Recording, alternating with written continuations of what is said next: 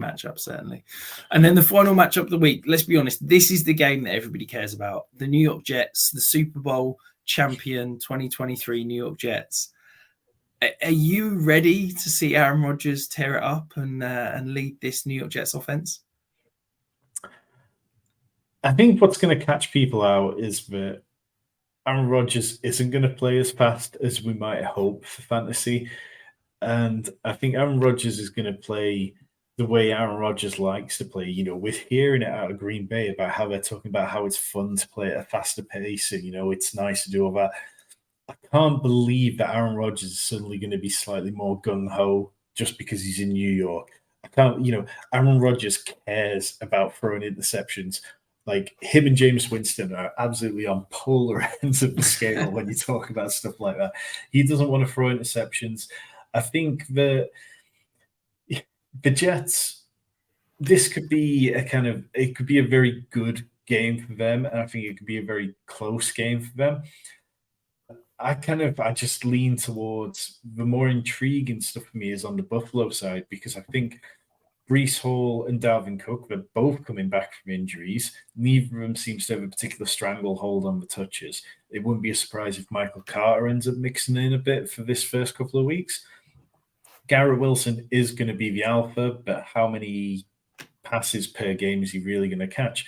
Do we see Mecole Hardman, Randall Cobb, Alan Lazard, you know, players nobody's except for? If you're starting them in the last matchup of the week, I mean, what's gone wrong that you know, it's got to be a deep league.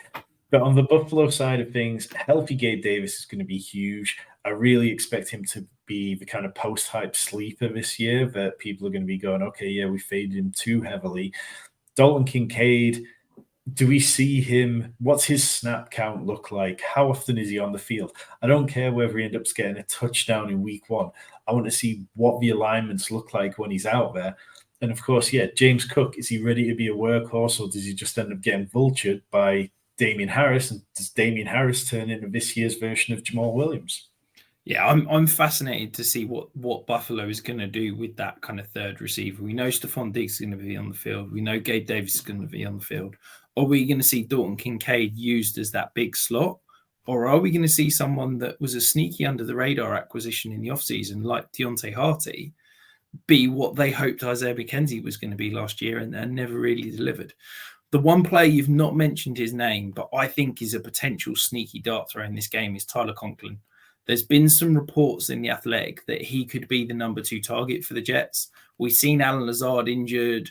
I don't think Mecole Hardman's going to command volume. I think Randall Cobb's on his last legs. This Jets offense needs that second target. And until Alan Lazard is fully fit, I do wonder if it could be that Aaron Rodgers leans on Tyler Conklin and it gives you some of that sneaky little opportunity to start. Before we round out, that's all of our matchups for the week, Tom. We've got a